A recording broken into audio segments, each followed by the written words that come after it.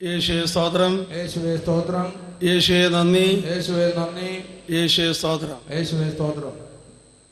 സഹോദരങ്ങളെ, ഈ ലോകത്തിലുള്ള എല്ലാവരും കൂടി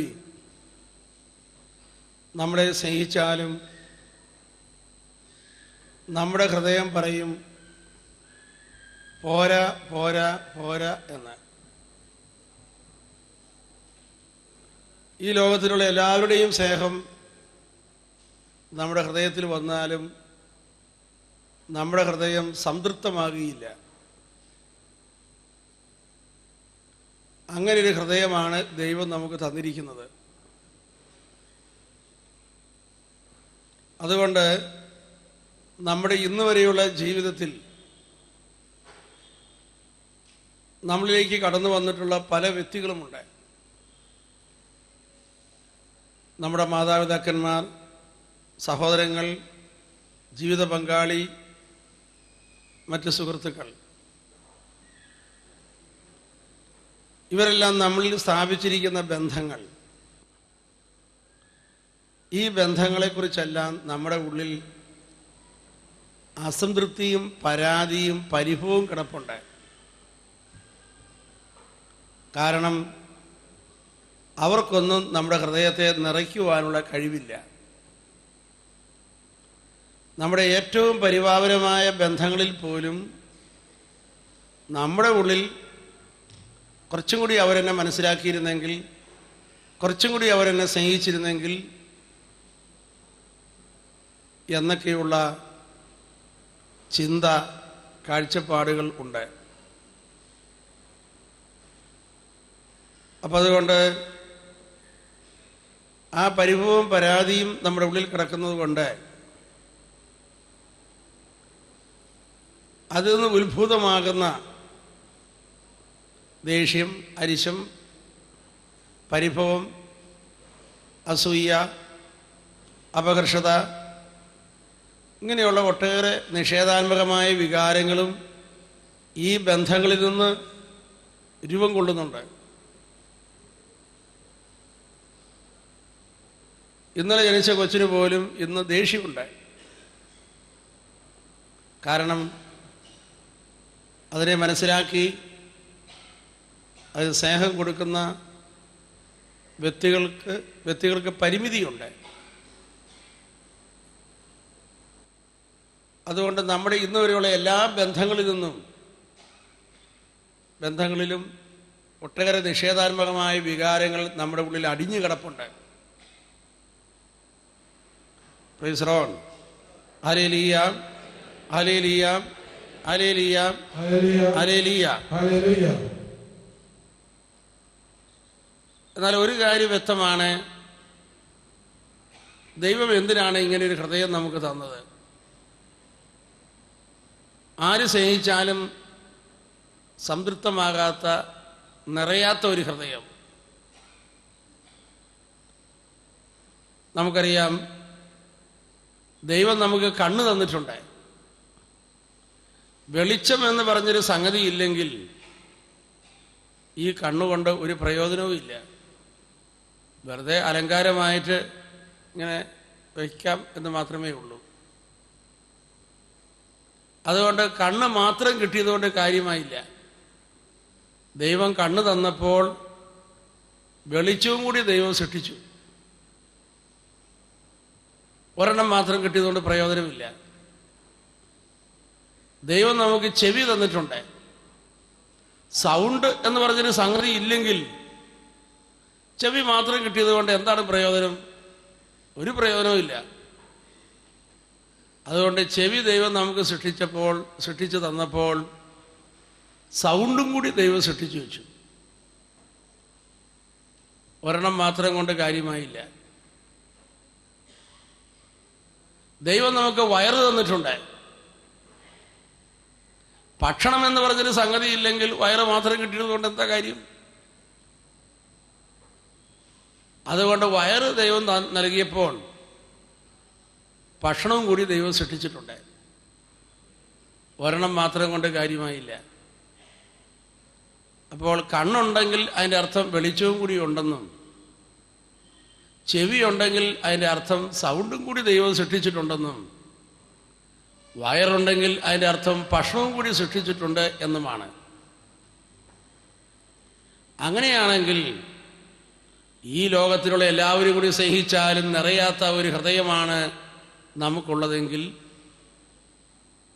അതിൻ്റെ അർത്ഥം ഇത് നിറയ്ക്കുന്ന ഒരു ദൈവമുണ്ട് എന്നാണ്.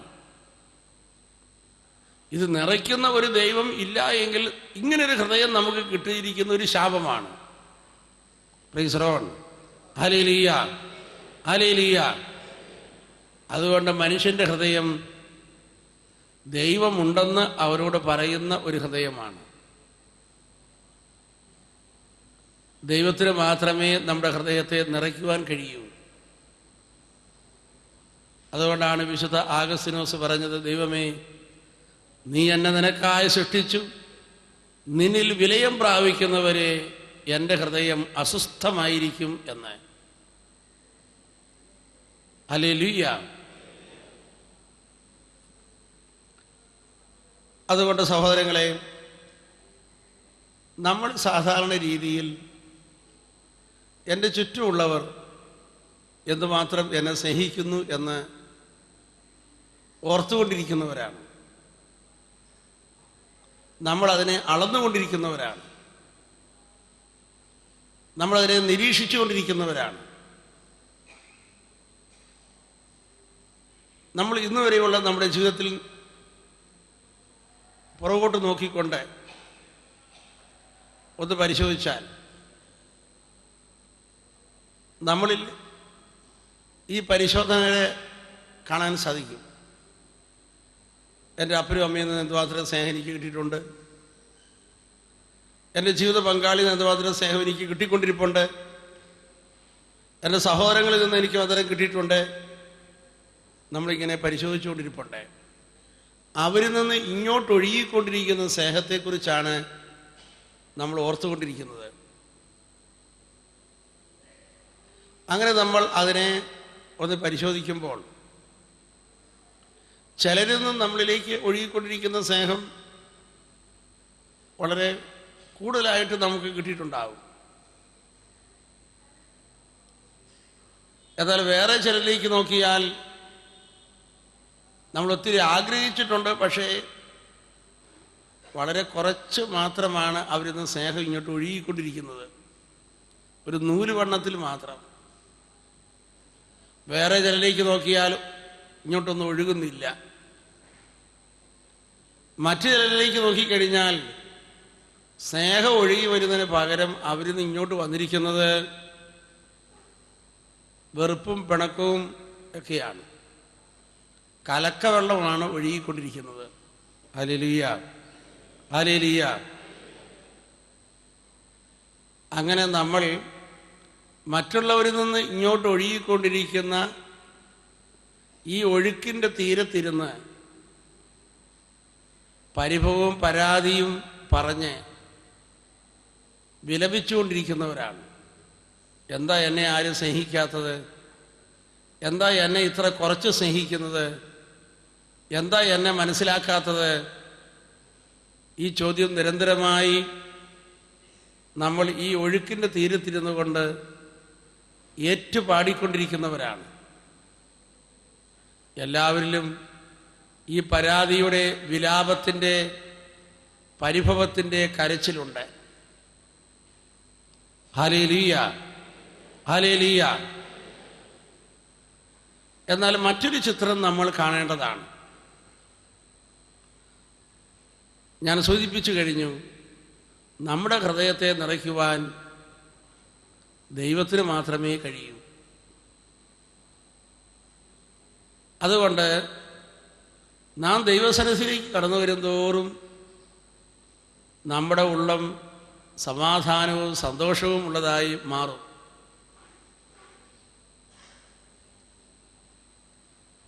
യേശുവേ നന്ദി, യേശുവേ സ്തോത്രം, ഹല്ലേലൂയ, ഹല്ലേലൂയ.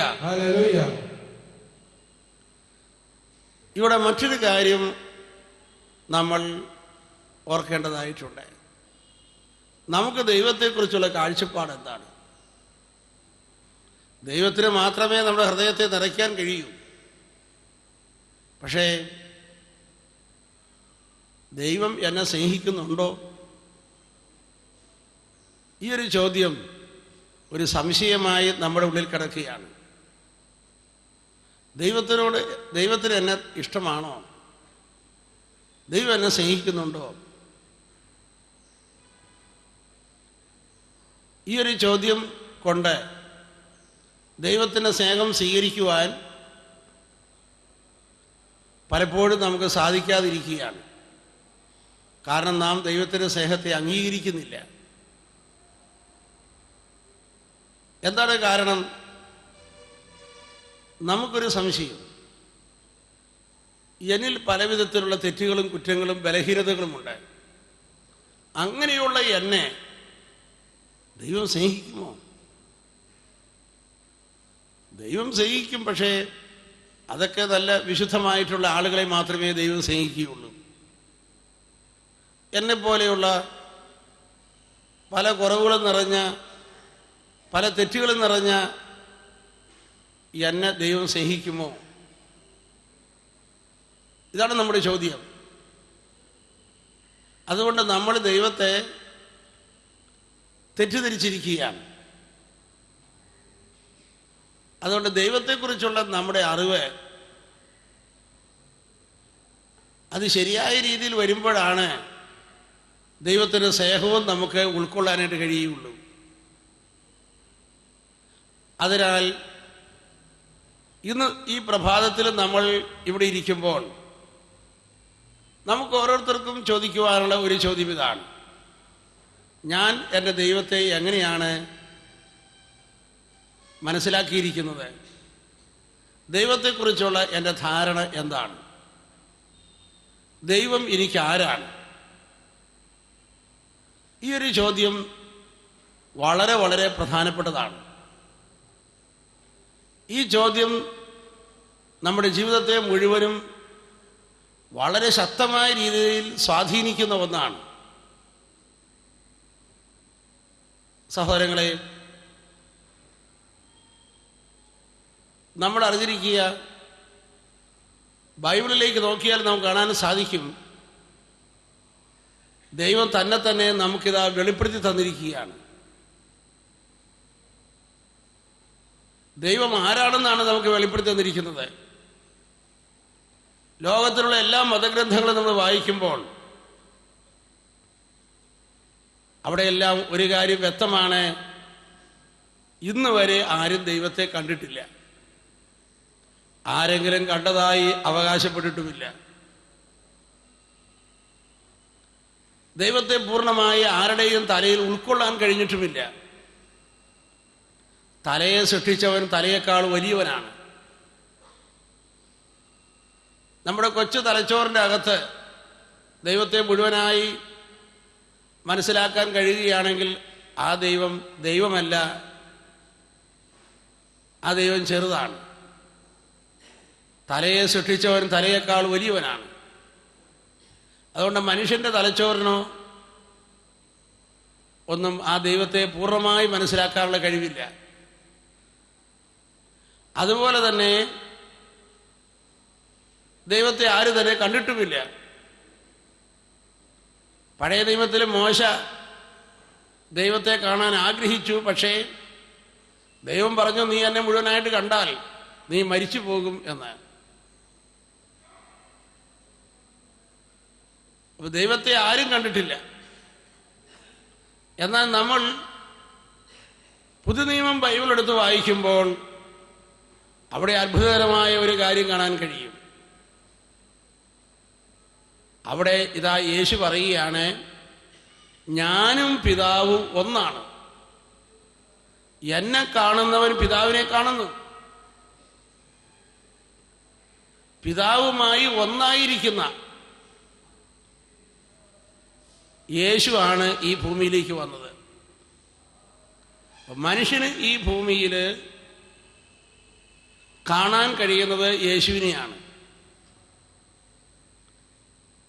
യേശു പറഞ്ഞു, എനിക്ക് അപ്പൻ്റെ സ്വഭാവം തന്നെയാണ്, ഞാനും പിതാവ് ഒന്നാണ്. എന്നെ കാണുന്നവൻ പിതാവിനെ കാണുന്നു. അതുകൊണ്ട് നമുക്ക് എളുപ്പമായി, നമുക്ക് യേശുവിനെ അനുഭവിച്ചാൽ മതി. യേശുവിനെ തൊടുന്നവൻ പിതാവിനെ തന്നെയാണ് തൊടുന്നത്. ഒന്ന് കൈയടിച്ച് കർത്താവിനെ മഹത്വപ്പെടുത്തുക. Price the Lord. പിതാവിനെ കുറിച്ച് നമ്മൾ എന്തെല്ലാം അറിയണമോ അതെല്ലാം നമ്മൾ യേശുവിനെ കുറിച്ച് അറിയുമ്പോൾ നമുക്ക് ലഭിക്കും. പിതാവിൻ്റെ സ്വഭാവം തന്നെയാണ് യേശുവിൻ്റേത്. അതുകൊണ്ട് പ്രിയപ്പെട്ടവരെയും, ദൈവത്തെ അറിയുക എന്ന് പറയുമ്പോൾ അത് യേശുവിനെ അറിയുക എന്ന് തന്നെ നമ്മൾ അറിഞ്ഞിരിക്കണം. ദൈവത്തെ അന്വേഷിക്കുക എന്ന് പറയുമ്പോൾ അത് യേശുവിനെ സ്വീകരിക്കുന്നതിൽ അടങ്ങിയിരിക്കുന്നു. എന്താണ് യേശു ചൂണ്ടിക്കാണിച്ചു തന്ന ദൈവം? ആ ദൈവം എങ്ങനെയുള്ള ദൈവമാണ്? ഒന്നാമതായി യേശു പറയുകയാണ്, ഈ ദൈവം പിതാവാണ്. ലോക ചരിത്രത്തിൽ ആദ്യമായി ദൈവത്തെ പിതാവേ എന്ന് വിളിച്ചത് യേശുവാണ്. ലോകത്തിൽ ഒരു മതത്തിലും ആരും ദൈവത്തെ പിതാവേ എന്ന് വിളിക്കുന്നില്ല. ലോകത്തിൽ ഒരു മതത്തിലും ആർക്കും ദൈവം പിതാവല്ല. എന്നാൽ ലോക ചരിത്രത്തിൽ ആദ്യമായി ദൈവത്തെ പിതാവേ എന്ന് വിളിച്ചത് യേശുവാണ്. യേശു വിളിച്ചു കഴിഞ്ഞപ്പോഴേക്ക് യഹൂദന്മാരെല്ലാം ഇളകി. ഇവൻ ആരാ ദൈവത്തെ കയറി അപ്പാ പിതാവേ എന്ന് വിളിക്കുവാൻ? പക്ഷേ യേശു ദൈവത്തെ പിതാവേ എന്ന് വിളിക്കുവാൻ പഠിപ്പിക്കുക മാത്രമല്ല, നമ്മളോട് എല്ലാവരോടും പറഞ്ഞു, നിങ്ങൾക്ക് എന്നിലൂടെ ദൈവത്തെ പിതാവേ എന്ന് വിളിക്കുവാൻ കഴിയും. ലോകത്തിൽ എത്രയോ മഹാന്മാക്കൾ ജനിച്ചിട്ടുണ്ട്, എത്രയോ പുണ്യപുരുഷന്മാർ. അവരെല്ലാം ഏകണ്ഠമായ ഒരു കാര്യം പറഞ്ഞു, നമ്മൾ പ്രാർത്ഥിക്കണം എന്ന്. പക്ഷേ എന്താ പ്രാർത്ഥിക്കേണ്ടത് അതാരും പഠിപ്പിച്ചിട്ടില്ല. വേറെ ചില ആളുകൾ പ്രാർത്ഥനയുടെ ചില മെത്തേഡുകൾ പഠിപ്പിച്ചിട്ടുണ്ടാകും. ചിലർ പ്രാർത്ഥന പഠിക്കുക എന്ന് പറഞ്ഞാൽ കോൺസെൻട്രേഷൻ മെത്തേഡ് പഠിക്കുക എന്ന് ധരിച്ചു വച്ചിരിക്കുന്നവരുണ്ട്. അതിനുള്ള സാധനങ്ങളെല്ലാം പഠിപ്പിക്കുന്ന കേന്ദ്രങ്ങളും കാണാൻ കഴിയും. പക്ഷേ എന്താ പ്രാർത്ഥിക്കേണ്ടത്? വളരെ പ്രധാനപ്പെട്ട ഒരു ചോദ്യമാണിത്. എന്നാൽ ഈ ചോദ്യത്തിന് ഉത്തരം നമ്മൾ കണ്ടെത്തുന്നത് യേശുവിലാണ്. യേശു ഒരൊറ്റ പ്രാർത്ഥനയെ നമ്മെ പഠിപ്പിച്ചുള്ളൂ. അത് സ്വർഗസ്ഥനായ ഞങ്ങളുടെ പിതാവേ എന്ന പ്രാർത്ഥനയാണ്. ദൈവത്തെ പിതാവേ എന്ന് വിളിച്ച് നീ പ്രാർത്ഥിച്ചു കൊള്ളുക. Hallelujah, hallelujah, hallelujah, hallelujah. സഹോദരങ്ങളെ, അപ്പോൾ യേശു നമുക്ക് വെളിപ്പെടുത്തി തന്ന ദൈവം വെറുതെ ദൈവത്തെക്കുറിച്ച് കുറച്ച് നമ്മുടെ ബുദ്ധിക്ക് അഗ്രാഹ്യമായ കുറച്ച് കാര്യങ്ങൾ പറയുകയല്ല യേശു ചെയ്തത്. യേശു നമുക്ക് ദൈവത്തെ അബ്ബാ പിതാവേ എന്ന് വിളിക്കാൻ പഠിപ്പിക്കുക മാത്രമല്ല, ആ പ്രാർത്ഥനയിലൂടെ യേശു വേറൊരു കാര്യം കൂടി നമുക്ക് മനസ്സിലാക്കി തന്നു. നമുക്ക് തന്നത് ഒരു ബന്ധമാണ്. ഒരു ബന്ധം നമുക്ക് നൽകി. ദൈവമേ എന്ന് വിളിക്കുമ്പോൾ നമുക്ക് ഓർക്കാനായിട്ട് ഒരു ബന്ധം കിട്ടി. അത് യേശുവിലൂടെ കിട്ടിയ ഒരു കാര്യമാണ്. അതുവരെയും മനുഷ്യൻ ദൈവമേ എന്ന് വിളിക്കുമ്പോൾ അവൻ്റെ മനസ്സിൽ ബന്ധങ്ങളൊന്നുമില്ല. ദൈവം ഏതോ ആകാശവിതാനങ്ങൾക്ക് അപ്പുറത്ത് നിൽക്കുന്നു. മനുഷ്യരപ്രാപ്യനായ ഒരു ദൈവം, എത്തിപ്പിടിക്കാനാവാത്ത വണ്ണം അകലെ നിൽക്കുന്ന ഒരു ദൈവം, മനുഷ്യബുദ്ധിക്ക് അഗ്രാഹ്യനായ ഒരു ദൈവം. എന്നാൽ യേശു പറഞ്ഞു, ദൈവം നിനക്ക് പിതാവാണ്. അതെ, ഒരു യേശു വിശ്വാസിയും മറ്റുള്ളവരും തമ്മിലുള്ള വ്യത്യാസം, യേശു വിശ്വാസി ബന്ധം ഓർത്തുകൊണ്ട് പ്രാർത്ഥിക്കുന്നയാളാണ്. ഓർക്കാനൊരു ബന്ധമുണ്ട്. അപ്പോൾ മറ്റുള്ളവർ പ്രാർത്ഥിക്കുന്നതോ, ക്രിസ്തുവിനെ അറിയാത്ത ഒരാൾ പ്രാർത്ഥിക്കുന്നതോ, അവർ പ്രാർത്ഥിക്കുന്നത് ഒരു ശക്തിയോടാണ്. ഹല്ലേലൂയ. അവർ പ്രാർത്ഥിക്കുന്നത് ഒരു ശക്തിയോടാണ്, ബന്ധങ്ങളൊന്നുമില്ല.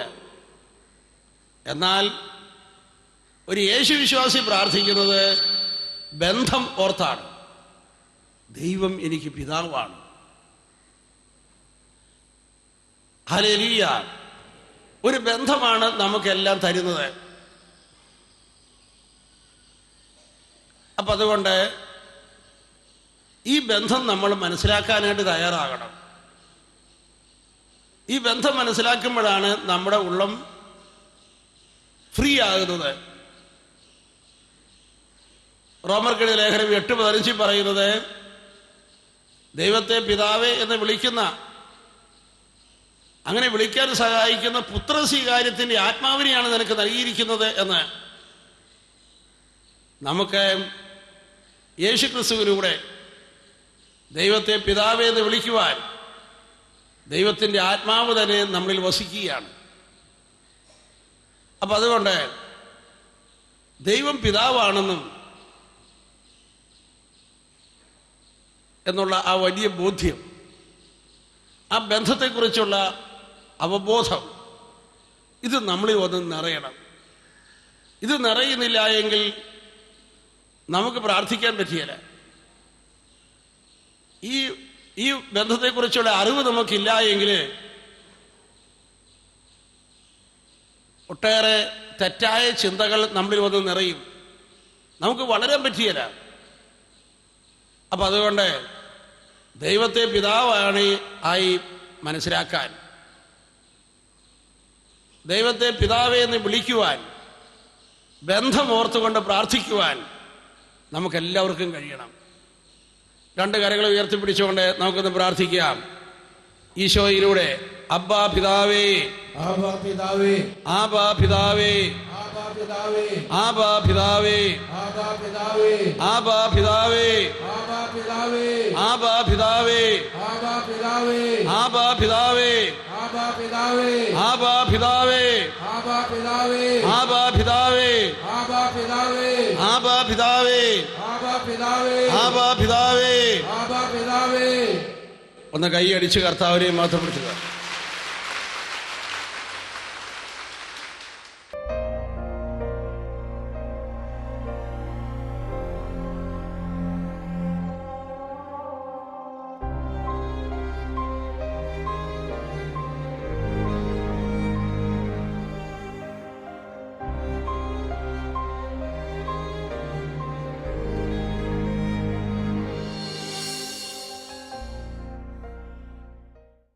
വിശദ വിവരങ്ങൾക്ക് director, divine vision, divine retreat centre, Muringoor, Chalakudy 680316, Kerala, south India. Telephone 0091 480 270 8098, 0091 480 270 2613. Fax 0091 480 270 8097. Email mail.divinetv@gmail.com. Website www.drcm.org.